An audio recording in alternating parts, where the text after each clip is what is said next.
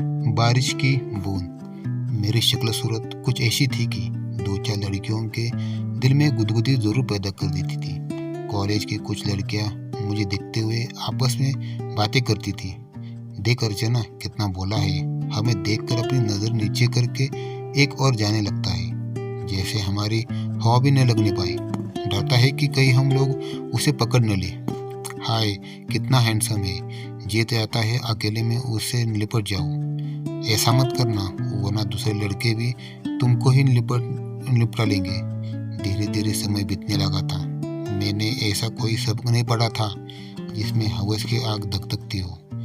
मैं जिस्म का पुजारी न था, लेकिन खूबसूरती जरूर पसंद करने लगा था।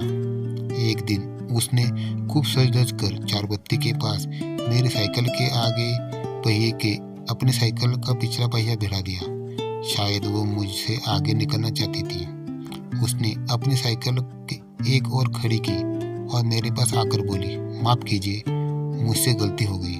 यह सुनकर मेरे दिल की धड़कनें इतनी तेज हो गई मानो ब्लड प्रेशर चढ़ गया हो। फिर उसने जब अपनी गोरी हथेली से मेरी कलाई को पकड़ा तो मैं उसके खोदता चला गया। दूसरे दिन वह दोबारा मुझे चौराहे पर मिली। उसने अपना नाम गीता बताया। मेरा दिल अब उसकी ओर खींचता जा रहा था। प्यार की आग जलती रही तो दोनों और बराबर जलती है। धीरे धीरे वक्त गुजरता गया। इस बीच हमारी मोहब्बत रंग लाई। एक दिन हम दोनों एक ही साइकिल पर शहर से दूर मस्ती में झूमते हुए आगे बढ़ते जा रहे थे। आकाश में बादलों की दौड़ शुरू हो चुकी थी। मौसम सुहाना था, हर जगह हरियाली बिछी थी। अचानक आसमान में काले बादल आने लगे, जिसे देखकर मैं परेशान हो लगा। मुझे अपनी उतनी फिक्र नहीं थी जितनी मैं गीता के लिए परेशान हो उठा था, क्योंकि कभी भी तेज बारिश शुरू हो सकती थी। मैंने गीता से कहा, आओ अब घर लौट चले। जल्दी क्या है, बारिश हो गई तो भीगने में ज्यादा मजा आएगा। अगर बारिश हो गई तो इस कच्ची और सुनसान सड़क पर कहीं रुकने का ठिकाना नहीं मिलेगा। पास में ही एक गांव दिखाई पड़ रहा है, चलो वही चलकर रुकते हैं। गांव देखने में नजदीक जरूर है, लेकिन उधर जाने के लिए कोई सड़क नहीं है। पतली पगडंडी पर पैदल चलना होगा। अब तो जो परेशानियां सामने आएगी बर्दाश्त करनी ही पड़ेगी, गीता ने हंसते हुए कहा। हमने अपनी चाल तेज तो कर दी, लेकिन गांव की पतली पगडंडी पर चलना उतना आसान न था। अभी हम लोग सोच रहे थे कि एकाएक मूसलाधार बारिश होने लगी।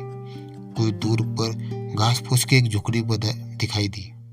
हम लोग उस ओर दौड़ पड़े। वहां पहुंचने पर मैं एक टूटा फूटा तख्त दिखाई पड़ा, लेकिन वहां कोई नहीं था। हम दोनों भीग चुके थे। झोपड़ी में शरण लेकर सोचा कि कुछ आराम मिलेगा, लेकिन ऐसा कुछ भी नहीं हुआ। गीता ठंड से बुरी तरह कांपने लगी। जब उसके दांत किटकिटाते लगे तो वह बोली, मैं इस ठंड को बर्दाश्त नहीं कर पाऊंगी। कोई दूसरा उपाय भी तो नहीं है?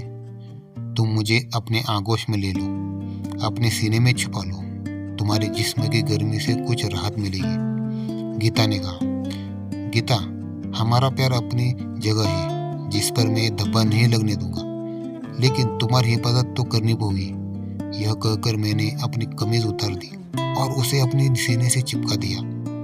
जब गीता मेरी मजबूत बाहों और चौड़े सीने में जकड़ गई तो उसके होठ जैसे मेरे होठों से मिलने के लिए बेताब होने लगे थे। मैंने उसके पीछे अपनी दोनों हथेलियों को एक दूसरे पर रगड़कर गर्म किया और उसके पीठ सहलाने लगा ताकि उसका पूरा बदन गर्मी महसूस करे। तब मुझे ऐसा लगा जैसे गुलाब की कोमल पंखुड़ियों पर ओस गिरी हो। मेरी उंगलियां फिसलने लगी और आधे घंटे के बाद बारिश कम होने लगी। गीता मेरे बाहों में पूरी तरह नींद के आगोश में जा चुकी थी। मैंने उसे जगाना ठीक नहीं समझा। 1 घंटे बाद मैंने उसे जगाया। तब तक बारिश बंद हो चुकी थी। गीता ने अलग होकर अपने कुर्ते की चेन खींची और मुस्कुराते हुए पूछा, तुमने मेरे साथ कोई शैतानी तो नहीं की? मैं हंसा और बोला, हाँ, मैंने तुम्हारे होठों पर पड़ी बारिश की बूंदों को चूमकर सुखा दिया। थोड़ा रुक कर वह कहने लगी, तुम्हारा सहारा पाकर मुझे नई जिंदगी मिली। ऐसा मन हो रहा था कि जिंदगी भर इसी तरह तुम्हारे सीने से लगी रहूं। हमारा प्यार अभी बड़ी नाजुक हालत में है। अगर हमारे प्यार की जरा सी भी भनक किसी के कान में पड़ गई तो हमारी मोहब्बत खतरे में पड़ जाएगी और हमारी जिंदगी भर दूभर हो जाएगी। मैंने कहा, जानते हो, मैं तुम्हारे आगोश में शुद्ध बुद्ध बोलकर सपनों की दुनिया में पहुंच गई थी। मेरी शादी धूमधाम से तुम्हारे साथ हुई और विदाई के बाद मैं तुम्हारे घर पहुंची। वहाँ भी खूब सजावट थी। रात हुई, मुझे फूलों से सजे हुए कमरे में पलंग पर बैठा दिया गया। तुम अंदर आए, दरवाजा बंद कर लिया और मेरे पास बैठे। हम दोनों ने वह पूरी रात बातें करते हुए और प्यार करते में गुजार दी। इतना कहकर वो खामोश हो गई। फिर क्या हुआ, मैंने पूछा। हवा का एक बवंडर आया और मेरा सपना टूट गया। मैंने महसूस किया कि मैं तुम्हारी बाहों में हूँ। मेरा जिस्म तुम्हारे सीने में समाया था। इतना कहते कहते वो मुझसे चिपक गई। गीता, बारिश बंद हो चुकी है, अंधेरा गिरने लगा है। अब हमें अपने घर पहुंचने में बहुत देर हो जाएगी। तुम्हारे घर वाले चिंता कर रहे होंगे, कहीं हमारा राज न खुल जाए। तुम ठीक कहते हो, हमें चलना ही होगा। कुछ दिन कई वजहों से हम दोनों नहीं मिल सके, लेकिन एक शाम गीता मेरे पास सहमी हुई आई। मैंने उसके चेहरे को देखते हुए पूछा, आज तुम बहुत उदास हो। आज मेरा मन बहुत भारी है। मैं तुम्हारे बिना कैसे जी सकूंगी। कहीं मैं खुदकुशी न कर बैठूं, क्योंकि उसके सिवा कोई रास्ता ही नहीं सुझता। यह कहकर गीता रो पड़ी। ऐसा क्या हुआ? मेरे घर वाले को हमारे प्यार के बारे में मालूम हो गया। अब मेरी शादी तय हो चुकी है। लड़का पढ़ा लिखा रईस घराने का है। अगले महीने की तारीख भी तय कर ली है। अब मुझे बाहर निकलने की इजाज़त भी नहीं मिलेगी।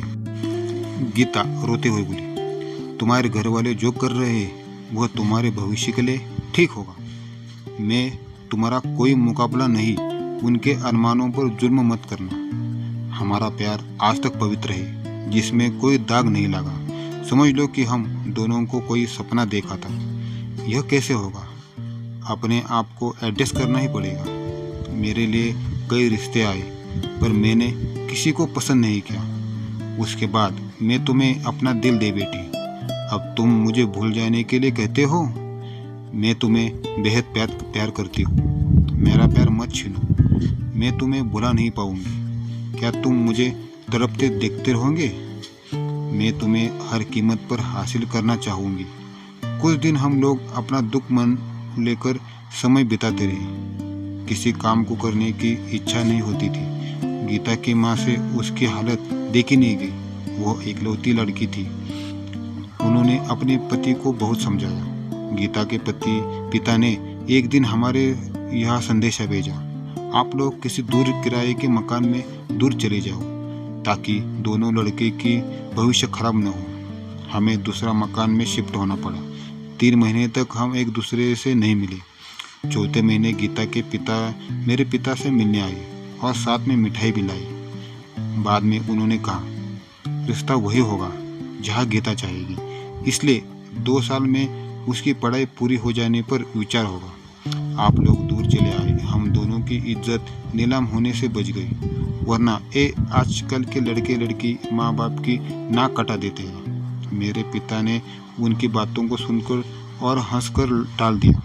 1 साल बीत जाने पर मेरा चुनाव एक सरकारी पद पर हो गया और मेरी बदली दूसरे शहर में हो गई। मेरी शादी के कई रिश्ते आने लगे और मैं बहाने बनाकर टालता रहा। आखिर में मेरे पिता ने झुंझला कर कहा, अब हम लोग खुद लड़के देखेंगे, क्योंकि तुम्हें कोई लड़की पसंद नहीं आती। अगर तुमने हमारी पसंद को ठुकर दिया तो हम लोग तुम्हें अकेला छोड़कर चले जाएंगे। मुझे उनके सामने झुकना पड़ा और कहा, आप लोग जैसा ठीक समझे वैसा करें, मुझे कोई एतराज़ नहीं होगा। शायद शादी की जोर शोर से तैयारी होने लगी, लेकिन मुझे कोई दिलचस्पी नहीं थी।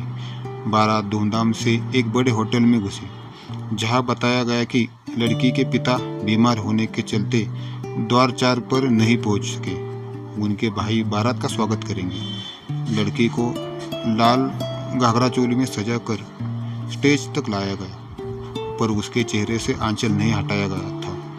लड़की ने मेरे गले में जयमाला डाली और मैंने उसके गले में। तब लोग शोर करने लगे, अब तो लड़की का घूंघट खोल दिया जाए ताकि लोग उसकी खूबसूरती देख सके।